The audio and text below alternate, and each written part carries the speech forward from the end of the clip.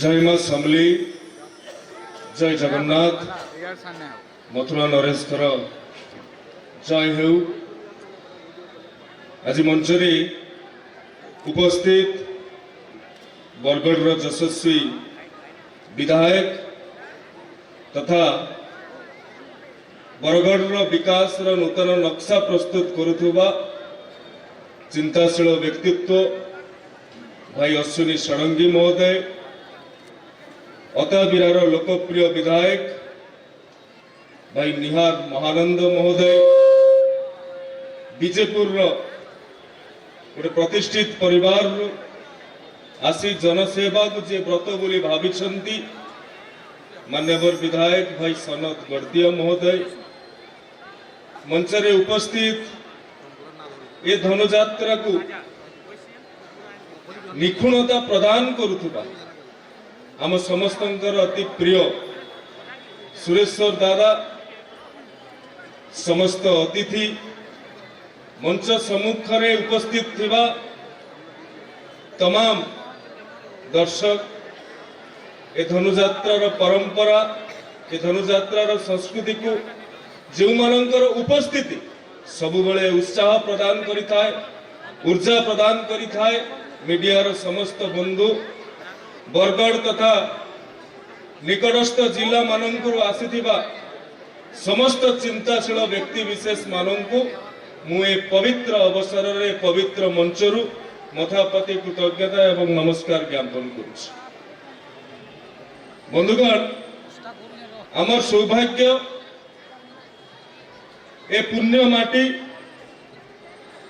जोंथिरे ए 11 दिन भितरे जीरा नई जमुना नई रे परिणत होता है। एठारे कृष्ण भगवान जन्म नियंती, धर्मर संस्थापना हुए, सेथिपई धनु यात्रा को अस्मितार जय यात्रा कहिले अत्युक्ति हेब नाही। एवं ये धनु यात्रा बरगढ़ धनु यात्रा ओडिशार पश्चिम प्रांतर केवल परिचय नुहे, ओडिशा को विश्व दरबार रे प्रकाशित करिबा पई, परिवेशित करिबा पई जो बड़ी भाव रे सर्वबृहत मुक्ताकाश रंग मंच रे ए संलाप विहीन नाट्य रूपांतर जेउतिरे पौराणिक कथा वस्तु अछि, जेउतिरे दर्शन अछि, जेउतिरे तत्व अछि, बोधवे यार आध्यात्मिक महात्म्यता ही 11 दिन 22 मंच 200 रु अधिक कलाकार 300 पाखापाखि सांस्कृतिक दल 500 रु अधिक तृणमूल स्तर रु जो व्यवसायी माने आसिछंती सेमानंक पई सुव्यवस्थित स्टॉल एवं 11 दिन भितरे पाखापाखि 15 लाख रु अधिक दर्शक मानकर समागम ये धनु यात्रा को स्वतंत्र परिचय प्रदान करिछि।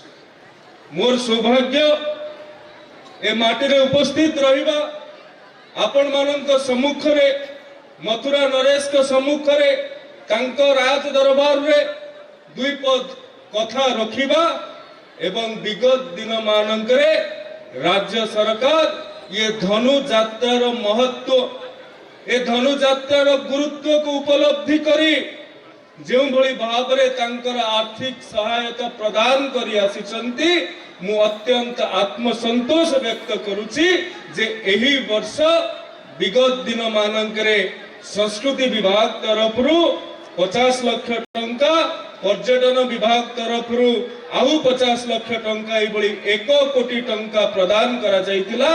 10 लाख रु वृद्धि करी कि 1 कोटी टंका प्रदान करा जायतिला।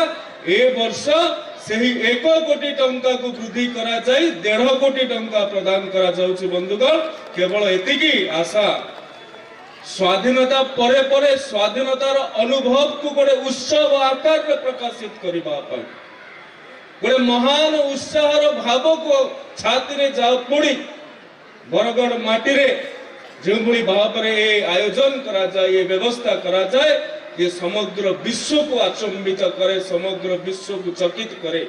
सेथिपई कृतज्ञता स्वरूप राज्य सरकार गत वर्ष 170 कलाकार को 10,000 टंका लेखाएं आर्थिक सहायता प्रदान करथिले। एथर 200 रु ऊर्ध्व कलाकार को 10,000 टंका अधिक आर्थिक सहायता प्रदान करा जिवो।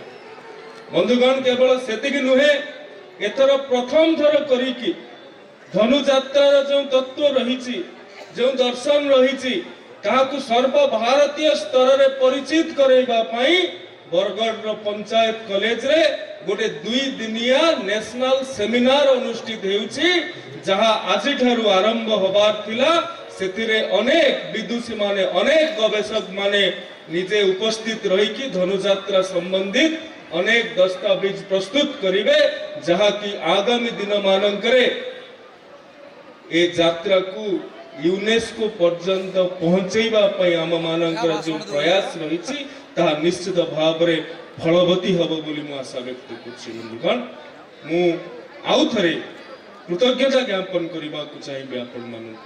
मु आउ थरे ए जात्रा जेउ मानक पाई उद्दिष्ट, अर्थात आम परंपरा, आम संस्कृति, आम पौराणिक कथा वस्तु उत्तर पीढ़ी पाखरे पहुंचीबा दरकार, आगामी पीढ़ी पाखरे पहुंचीबा दरकार। आमे 78 वर्ष रे पदार्पण करिसंती। मु आशा व्यक्त करूछि जदि उत्तर पीढ़ी भीतरे ए महात्म्य को आमे उन्मेष करई पारिले, तेबे 78 वर्ष नुहे शताब्दी शताब्दी धरिकी ए कार्य आगामी दिन मानकरे मध्य अविरत भाव रे चालू रहिबो।